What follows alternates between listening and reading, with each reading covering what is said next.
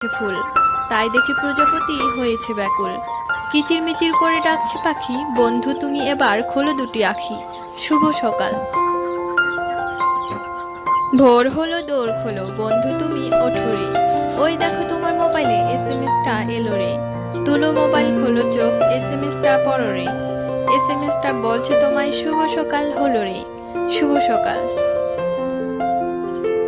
চোখটা একটু খুলে দেখো, বলছি তোমায় ভালো থেকো।